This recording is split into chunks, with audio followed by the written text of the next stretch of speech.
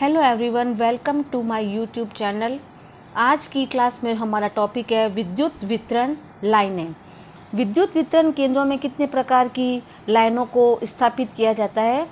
तो विद्युत वितरण केंद्र से उपभोक्ताओं तक विद्युत शक्ति को वितरण करने के लिए दो प्रकार की लाइनें स्थापित होती है। एक होती है सिरोपरि लाइन, जिसे ओवरहेड लाइन कहते हैं, और दूसरी होती है भूमिगत लाइन, जिसे अंडरग्राउंड लाइन कहते हैं। तो इसमें क्या हो गया कि विद्युत वितरण केंद्र से उपभोक्ता तक विद्युत शक्ति को पहुंचाने के लिए दो प्रकार की लाइनों का प्रयोग किया जाता है। एक होती है सिरोपरि लाइन, जिसे ओवरहेड लाइन कहते हैं, और दूसरा भूमिगत लाइन, जिसे अंडरग्राउंड लाइन कहते हैं।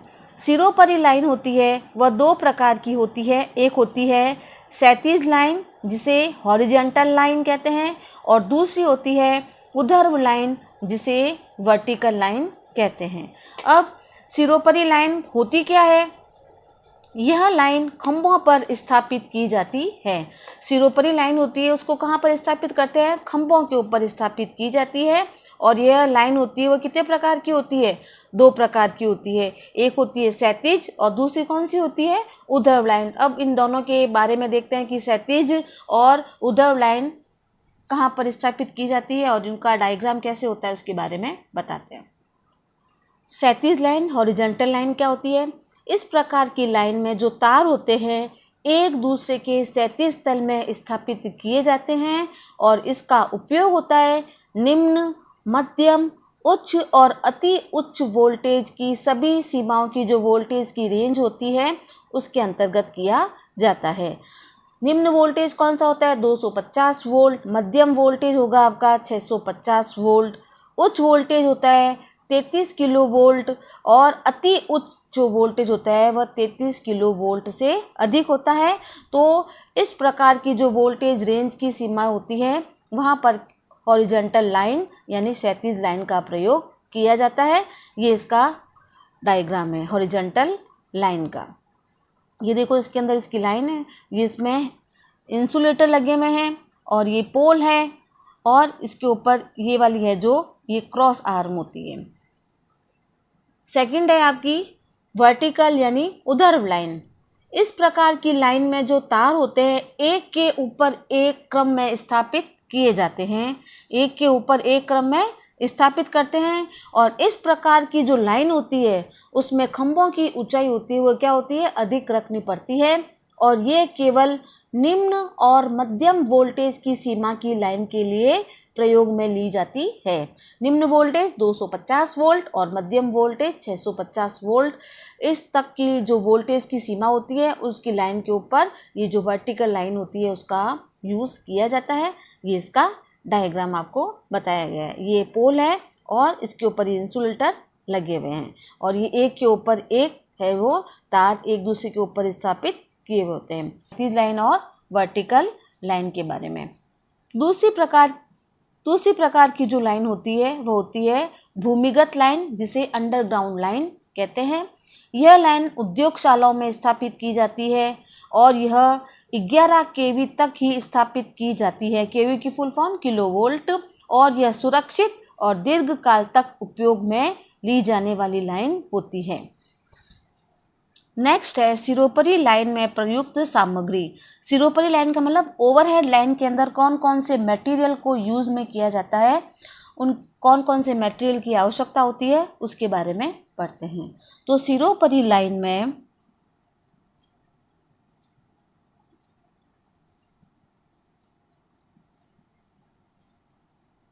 निम्नलिखित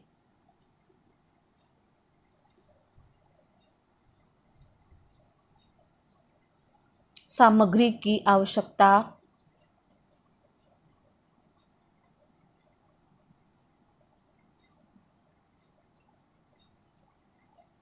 होती है। पहला होता है इसके अंदर पोल्स। पोल्स का मतलब होता है खंबे। दूसरा होगा क्रॉस आर्म।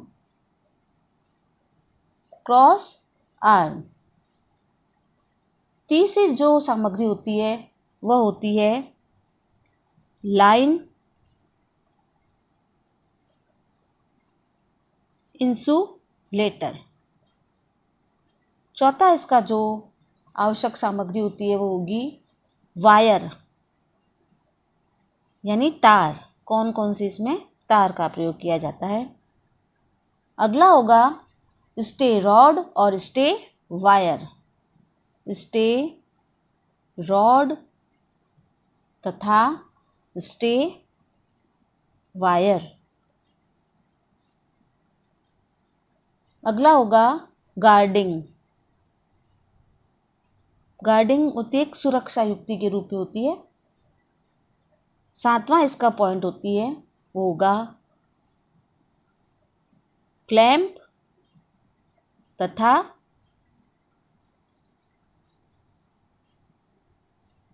Nut bolt.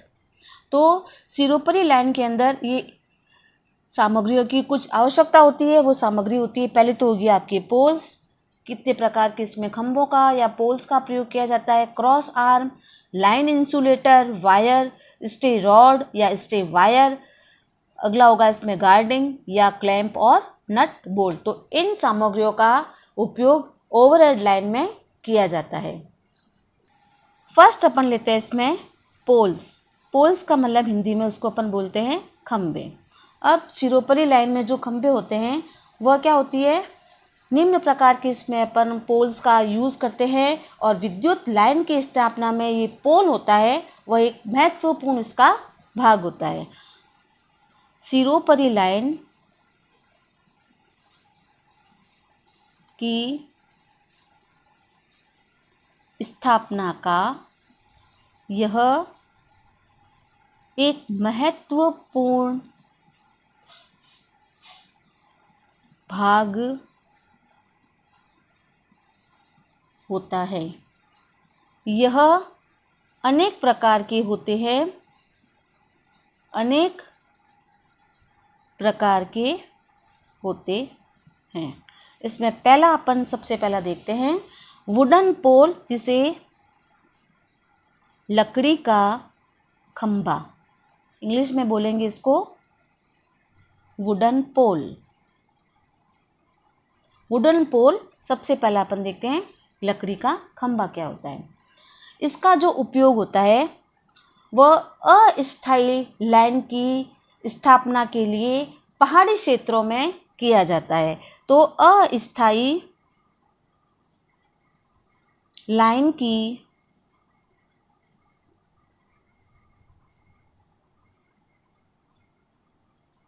स्थापना हेतु पहाड़ी क्षेत्रों में किया जाता है। और इसमें क्या होती है, जो वुड या लकड़ी काम में लेते हैं वो कौन सी होती है, टिक या शीशम की लकड़ी होती है, उसका उपयोग किया जाता है। और इसमें क्या होता है, जो लकड़ी के जो पोल्स होंगे आपके, ये जैसे आपका एक लकड़ी का पोल बनाया मैंने आपको,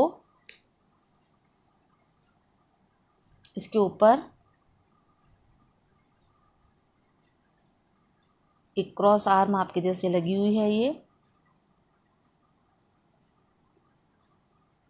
और यहाँ पे आपके इंसुलेटर लगे हुए होते हैं।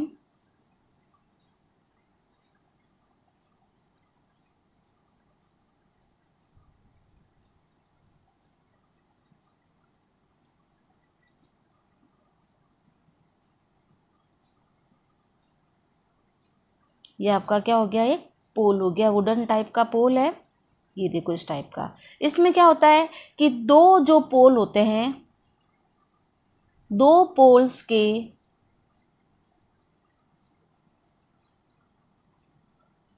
बीच की दूरी 40 से 50 मीटर रखी जाती है। यानी एक पोल और दूसरा पोल, सपोज ये एक पोल और ये दूसरा पोल हमने स्थापित किया है, तो इन दोनों के जो बीच की जो डिस्टेंस होती है, इन दोनों के जो बीच की दूरी होगी वह 40 से 50 मीटर तक रखी जाती है।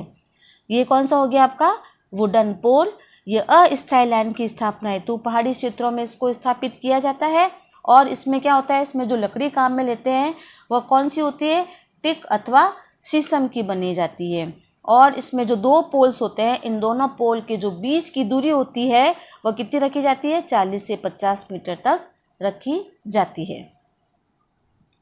इसका पोल्स में इसका दूसरा जो पोल प्रकार का होगा वो होता है RCC पोल। RCC पोल, इसकी जो फुल फॉर्म होती है वो होती है सीमेंट कंक्रीट पोल। सीमेंट कंक्रीट पोल। और RCC होगी, उसकी जो फुल फॉर्म इंग्लिश में होती है वो होगी rain forced cement concrete. Reinforced cement concrete, ये RCC की फुल फॉर्म होती है। और मोस्टली इसको सीमेंट कंक्रीट का पोल बोला जाता है। इसमें क्या होता है कि दो जो पोल होंगे, सीमेंट और कंक्रीट के जो पोल होते हैं, इनमें जो दो पोल हो गए, ये सपोज गया फर्स्ट पोल, ये सेकंड पोल, इन दोनों के जो पोल की बीच की जो दूरी होती है वह कितनी रखी जाती है, ये इनके बीच की दूरी जो होगी आपके, इनके बीच की दूरी 60 से 100 मीटर तक रखी जाती है। कितनी रखी जाती है, 60 से 100 मीटर तक इनकी बीच की दूरी होती है वह रखी जाती है। अगला अपन देखते हैं कि तीसरा कौन सा पोल होता है। अगला है रेल लाइन प्रकार का खंबा, रेल लाइन टाइप पोल। ये क्या होता है, ठोस लोहे का बना आई सेक्शन वाला एक खंबा होता है। ये वजन में क्या होता है, अत्यधिक भारी होता है। क्या होता है, वजन में अत्यधिक भारी होता है। और इसका जो भार होता है वह 20 से 45 किलोग्राम प्रति मीटर तक होता है। क्या होता है, 20 से 45 किलोग्राम प्रति मीटर तक होता है। और वजन में क्या होता है, भारी होता है। और ये एक महंगा खंबा होता है। क्या होता है, महंगा खंबा होता है। और इसमें क्या होगा, 11 किलो वोल्ट तक की स्थायी लाइन के लिए इसका उपयोग किया जाता है। 11 किलो वोल्ट तक की स्थायी लाइन में इसका उपयोग सर्वाधिक होता है। तो क्या हो गया, यह एक महंगा खंबा या पोल होता है।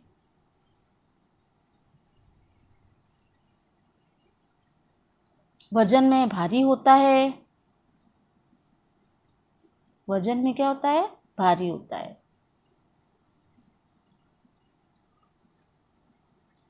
और इसमें क्या होगा, दो जो इसमें खंभे होंगे जो स्टील आई सेक्शंस के बने होते हैं, इनमें जो दो खंभों के जो बीच की दूरी होती है वो होती है 80 से 100 मीटर तक। कितनी होती है, 80 से 100 मीटर तक की इनमें दो पोल्स होते हैं, उनके बीच की दूरी 80 से 100 मीटर तक रखी जाती है। इसका चौथा जो पोल का प्रकार होता है उसे बोलते हैं अपन ट्यूब्यूलर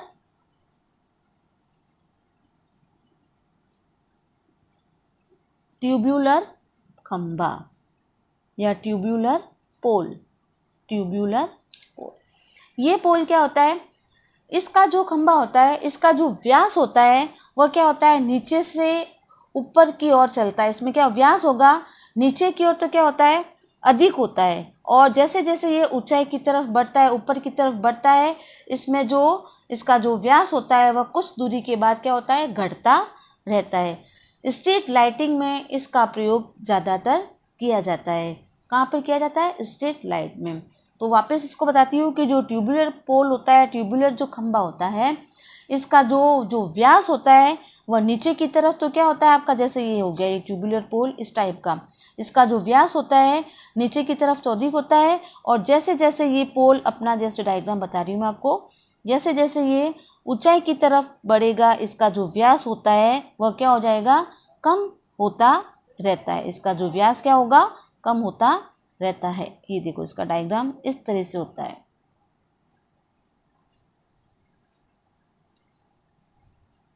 ये ट्यूबुलर आपका पोल हो गया।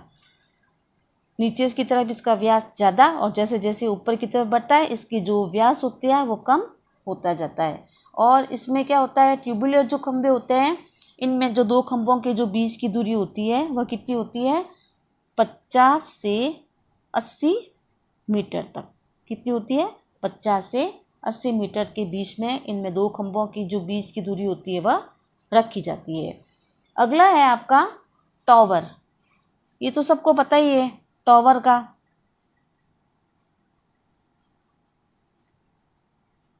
टॉवर, अगला क्या है आपका टॉवर। टॉवर क्या होता है, HT और EHT। HT का मतलब हाई टेंशन और EHT का मतलब एक्स्ट्रा हाई टेंशन की लाइनों को स्थापित करने के लिए यह एंगल आयरन से तैयार किया गया विभिन्न आकृतियों के टॉवर का प्रयोग किया जाता है। और इसमें क्या होती है, टॉवर होता है इसमें जो दो खंभों की जो बीच की दूरी होती है वह कितनी रखी जाती है, टॉवर में दो खंभों की जो बीच की दूरी होती है वह 100 से 300 मीटर तक की रखी जाती है। तो ये क्या हो गया आपका टॉवर। अभी मैंने आपको ये पोल्स के बारे में बताया। तो पोल कितने प्रकार के होते हैं, एक होता है आपके लकड़ी का खंभा, एक होगा सीमेंट कंक्रीट का पोल, एक होता है रेल लाइन प्रकार का पोल, एक होता है आपका ट्यूबुलर पोल और एक टावर। तो अभी मैंने आपको इनके बारे में बताया। अभी वीडियो के लास्ट के अंत में आपको इनके पोल्स किस प्रकार के आपको दिखते हैं, इनके डायग्राम किस तरह का होगा। मैंने तो आपको अभी एक रफ डायग्राम बताया, एक्चुअली लाइन के अंदर इनके डायग्राम किस तरह से होते हैं वो भी मैं आपको बताती हूँ। तो अब अपन इनके डायग्राम्स को देखते हैं। ये देखो आपको वुडन पोल का एक आपको डायग्राम बताया कि वुडन पोल कैसा होता है दिखने में। ये देखो अब इसमें ये इसका ये देखो पोल्स, ये क्या है, एरो का निशान लगा हुआ है तो ये आपके क्या हो गया, ये पोल हो गया। और ये देखो इसके ऊपर क्या लगे हुए हैं, इंसुलेटर, तो ये क्या हो गया आपके इंसुलेटर आपको शो कर रहा है। और ये इसके ऊपर जो एक आर्म भुजा लगी हुई है जिसे अपन क्या बोलते हैं, क्रॉस आर, ठीक है। तो ये आपका वुड टाइप का पोल हो गया।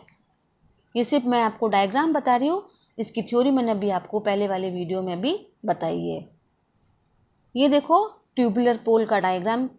इसमें देखो मैंने बताया था जैसे अभी आपको वीडियो के अंदर कि इसका व्यास होता है नीचे की तरफ अधिक होता है और जैसे जैसे ये ऊपर की तरफ चलता है इसका व्यास होता है वह बढ़ता रहता है। तो ये जो डायग्राम बता रही हूँ आपको ये किसका है, आपके ट्यूबुलर पोल का ये आपको डायग्राम दिखाया गया है। ये देखो ये जो डायग्राम है आपका ट्यूबुलर पोल का है।